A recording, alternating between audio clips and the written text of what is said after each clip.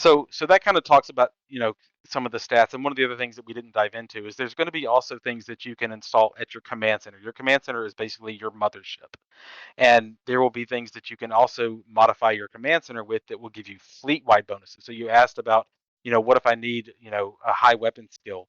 I may not have something available, but I may have a module on my command center that gives, +3 to my weapons on all of my ships for a specific type of assignment. So while I'm doing, PvP events, all my weapons get +3 to their weapon skill. So there will be things like that that can provide fleet-wide bonuses based on the things that you install at your command center as well.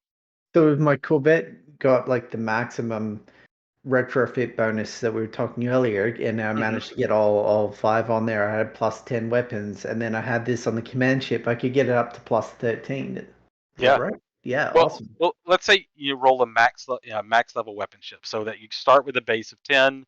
You've leveled up the 10 levels, so that's 20, and then you put 5 stacks of the +2 weapon stat retrofits on. So you've got 30 weapon stat on that ship now, which is very significant. So that really opens up the possibilities and of things that you can do and excel at. But then a But +3 from the command ship, that's still a 10% addition on to yeah, 30. So that's still a- pretty significant too. Yeah. absolutely. But think about that too, is where maybe weapons isn't your primary stat, and you want to be able to have some of your other ships that may have a different, that maybe you want to send one of your Zephyrs to do a weapons mission, but because you've got all these bonuses stacked on your command center, you can still reach a weapon skill of 13 to 15 or something along those lines. Oh yeah, so my fleet was 20 and not 50 or 100. So like I'm not maxed out. I'm still got this Zephyr there. It's not optimal, but I can still make it better and useful for this event. Exactly. Yeah.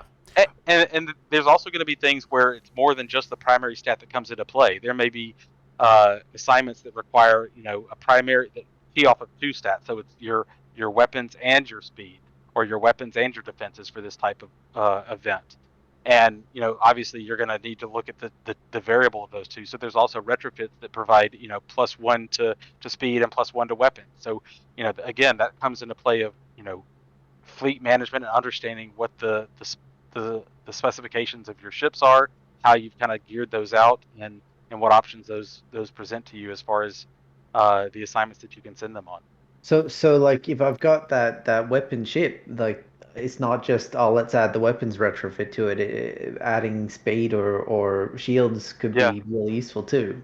absolutely, and that's another strategy. Like, let's say I've got a great roll in my weapons already because I've leveled up. I had a high roll to start with.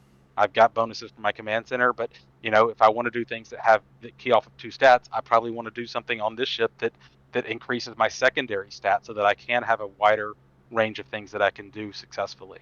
To make it a little more well-rounded and Exactly. not super specialized, more Yeah. utility.